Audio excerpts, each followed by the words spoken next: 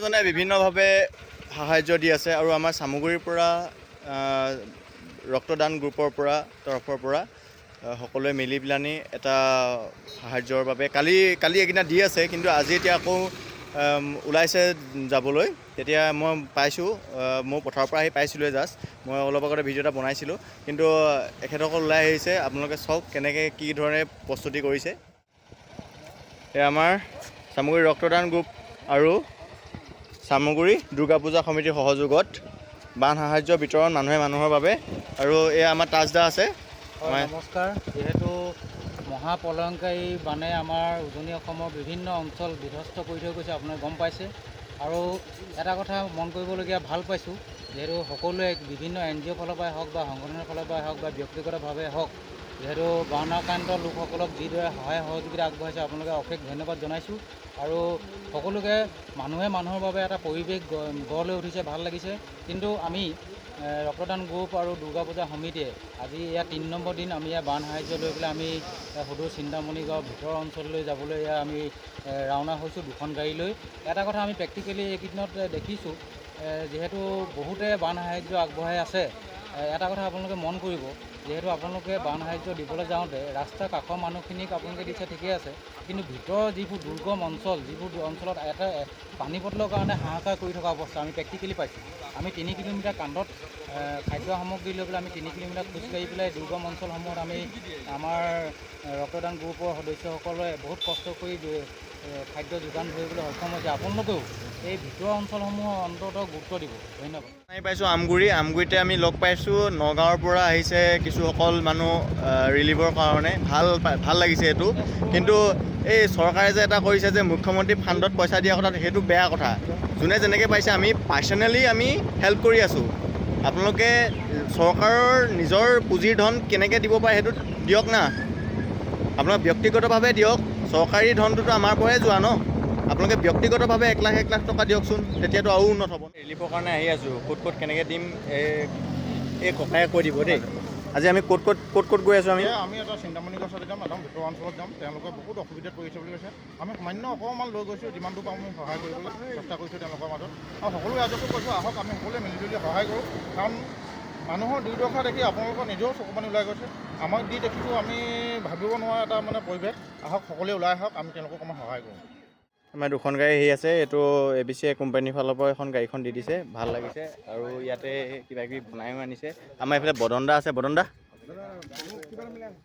বদনদা এইফালে বানপীড়িত লোকসকলৰ বাবে এষাৰ আমি দেখুৱাই দিছোঁ আৰু এইবোৰ আমি বনাই মেলি আনিছোঁ খাদ্যৰ কাৰণে।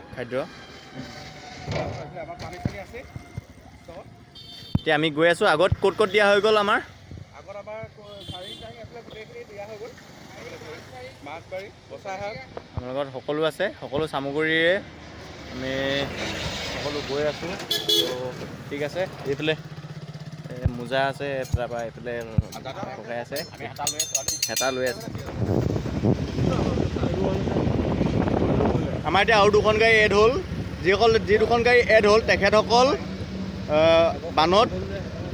তেওঁলোক বানত ডুবিছিলে, কিন্তু তেওঁলোকে এতিয়া হেল্প কৰিবলৈ আহিছে। এতিয়া বস্তু লৈ আহিছে।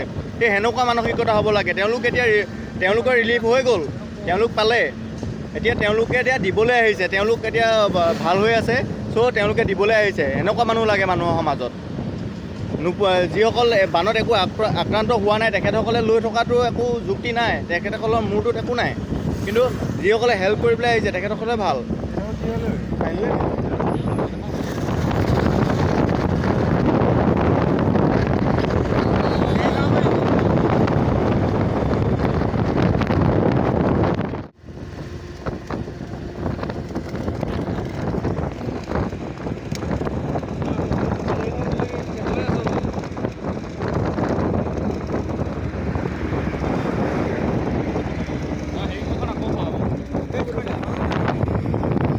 এটাই কথা, ভূপেন দাই যিটি গীত দি থৈ গৈছিলে আমাক, মানুহে মানুহৰ বাবে, সেই গীতটি এতিয়াহে কামত আহিছে।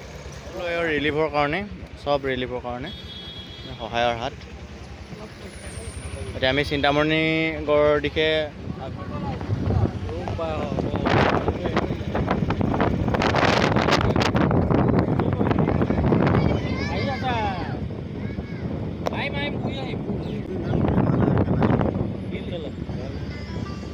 এইটো হেৰি আছে। নাই নাই পানী জেগাত নহয়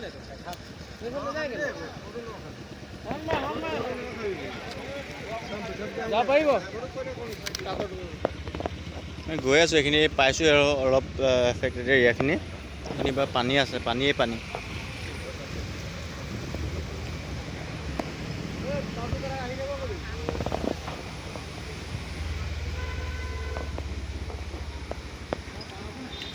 এইখিনি পাৰ হ'বনে গাড়ী? এইটো চাইডে যাবা, ৰাইট চাইডত যাবা দেই।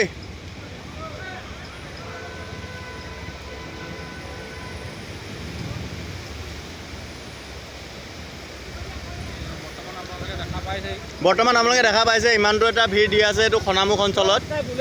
আগত যাব দিয়া ভয়ানক পৰিস্থিতিৰ মাজতো ৰাইজে এনেকৈ কেনেদৰে বহি আছে ৰাস্তাৰ মাজত। এয়া পানীৰ সোঁত, এয়া দেখিছে ঘৰৰ চোতালেদি পানী সোঁত। ইয়ালৈ আগলৈ বোলে আৰু ডেঞ্জাৰ চিটুৱেশ্যন পাই গৈ থাকিম আমি আগলৈ যাম। দেখিছে কেনেদৰে আৰু অন্য লোকে বেলেগ বিভিন্ন ঠাইৰ পৰা আহি পেলাই সাহাৰ্য দি আছে। ইয়াত ভাল লাগিছে এইটো হৈছে কাৰণে। এইফালে পাই আছে ন, এইটো চাইডত পাই আছে ন দাদা? ঠিক আছে, চবেই কওক। সেইটোৱে এখেতসকলৰ মানুহৰ ভাল লাগিছে। তেখেতসকলৰে এবুকু পানী হৈ আছে, কিন্তু যিখিনি মানুহ পোৱা নাই একেবাৰে সেইখিনিলৈ নি আছে নে কি কোৱা দীপদা? যিখিনি পোৱা নাই, হয়, যিখিনি এতিয়া বানৰ কবলত একেবাৰে আৰ্তনাদ কৰি আছে, এটুপি পানীও হাহাকাৰ হৈ আছে তেওঁলোকে অন্ততঃ পাব লাগে অকণমান। সেই উদ্দেশ্যে আমি আগবাঢ়ি আহি আছোঁ। যাওঁ, যিমান পাৰোঁ ভিতৰলৈ সোমাই যাওঁ, গৈ আছোঁ। বুজ লওঁ কেনেকুৱা কি হৈছে। পৰিৱেশটো এইখিনিতো অতি ভয়ংকৰ হৈ আছে। ৰাস্তাত কেনেকৈ হৈ আছে অকণমান ৰৈ দিবলৈ। মাজে মাজে ব'লা।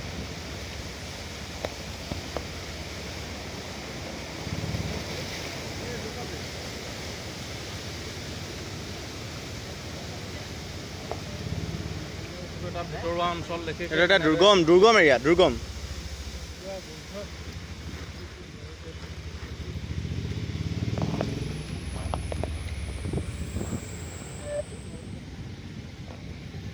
দেখিছেনে এই ঘৰ এতিয়াও ডুবি আছে।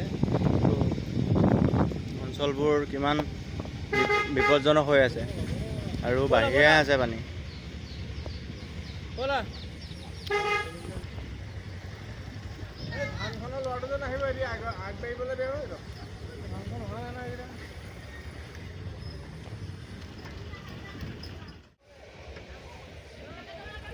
চিধা যাব কৈছে।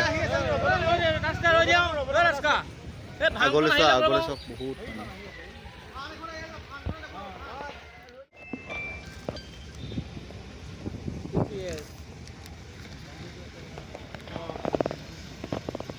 চিন্তামণি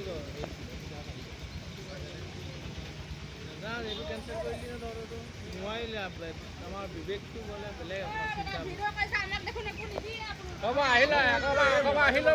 মোবাইলটো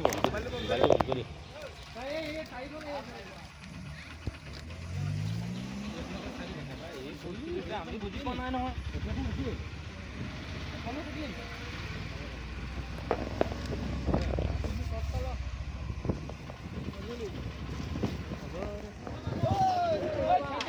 খাবলৈ পোলাও দি থকা হৈছে।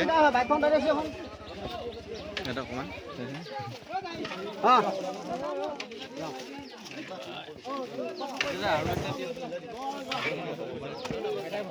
কৈ দিব লাগিব নেকি?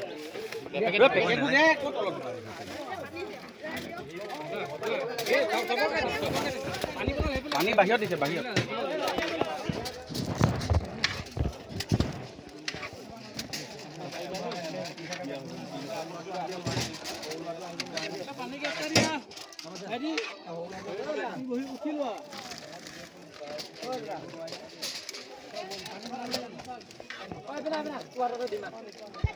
এতিয়া বৰ্তমান খাবলৈ দি থকা হৈছে। এয়া আগে পিছে কেউ চাইডে পানী আৰু এইখিনিতে এইফালে আছে অলপ মানুহ আৰু এইফালে আছে আৰু বেগতো অলপ থৈ আহিছোঁ মানে তেখেতসকলকো আকৌ দিবগৈ লাগিব। এইফালে আমাৰ সকলো কামত লাগি আছে।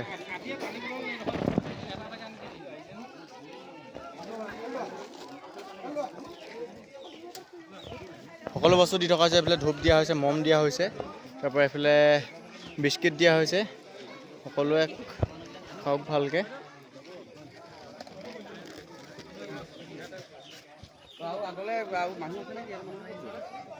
আহি আছে মানুহ আহি আছে। অলপ আহি আছে বহুত। এইখিনি জেগাতো ঘৰ আধাটো হৈ আছে।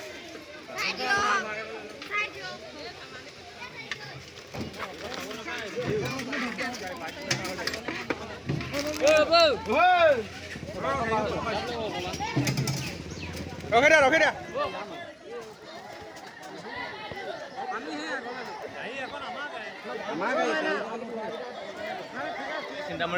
চিন্তামণি ঘৰত দিলোঁহি আৰু ইয়াৰ লগতে আছে দেখিছেনে মুজিদা আছে। মুজিদা কিবা এটা ক'ব দিয়া।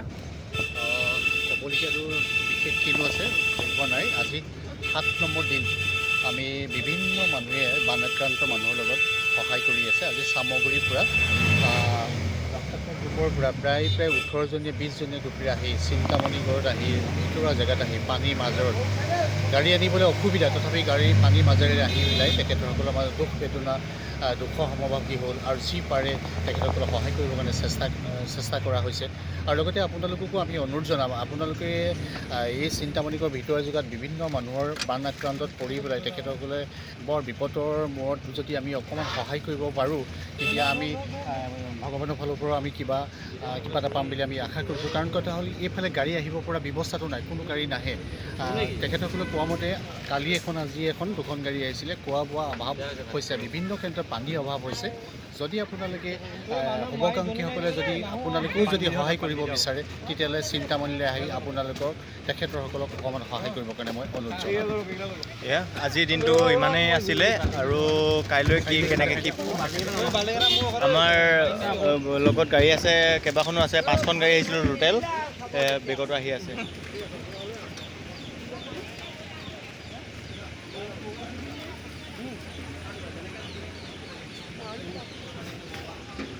নাই